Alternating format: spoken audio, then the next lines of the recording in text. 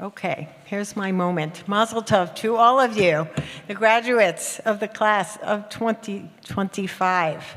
This moment is always such a happy one, as we rejoice with you, our graduates, for the academic milestones you have achieved, the varied opportunities you have seized, the communities you have created, and the hope you offer for the future. We applaud your achievements, which we know have been hard-won after the many challenges you have faced during your student years.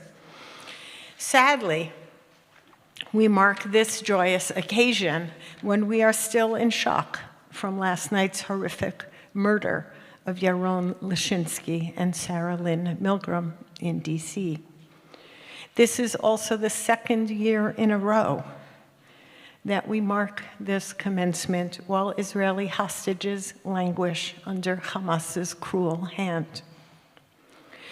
We continue to pray daily for their return and for Israel's safety, security, and well-being. We weep for the loss of innocent life in both Israel and Gaza. We pray for peace. And we hope that those who have suffered losses find some measure of nechama, consolation. Your student years coincided with the most challenging period in higher education in the past 50 years. That's all. Norms, values, and realities that we imagined to be stable became contested. Anti-Semitism has reared its ugly head in a wide variety of settings.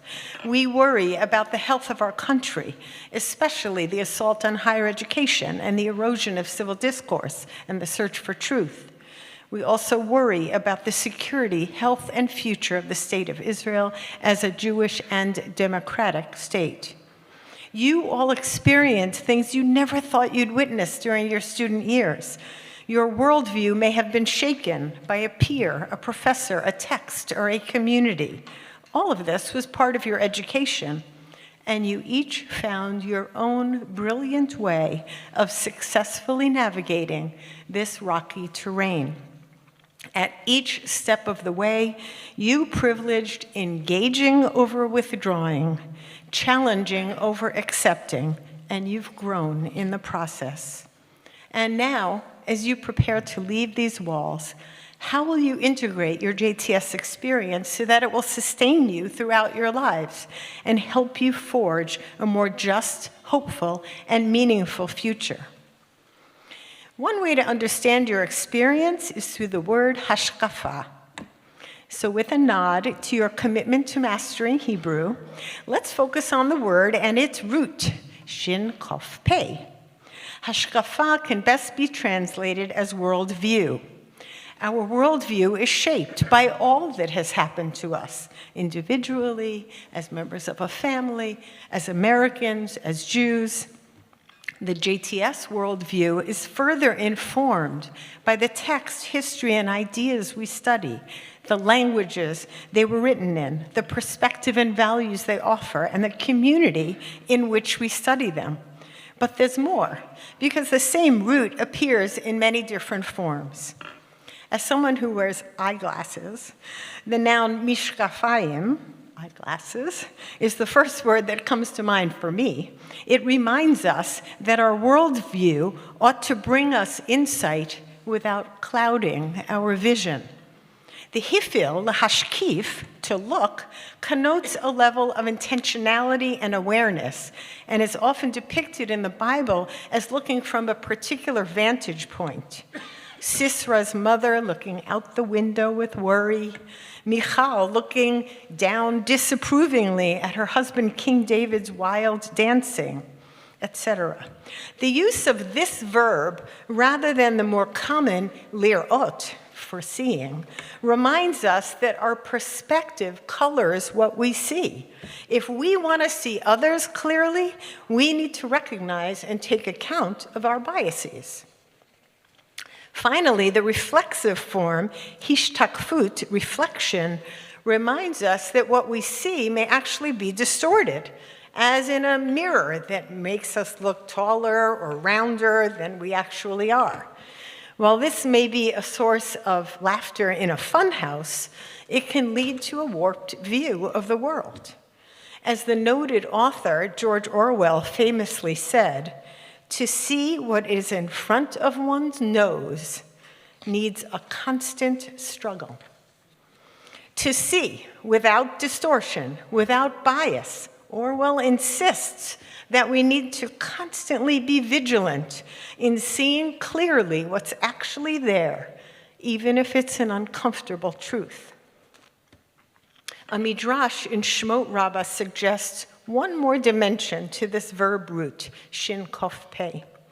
Rabbi Alexandri explains that in the Torah, with one exception, anytime the verb root is used for to see, instead of the more common resh aleph hey, their ot, it indicates distress, tsar. In the most famous examples, first in Genesis, Abraham looks down and sees the destruction God wrought in Sodom and Gomorrah. And then in Exodus, God looks down on the Egyptians pursuing the Israelites. Now, in both of those cases, death and destruction were part of the divine plan. And yet, through the use of this unusual verb, we learn that when humans suffer, no matter how deserving they may be of retribution, both God and humans feel distress and should feel distress.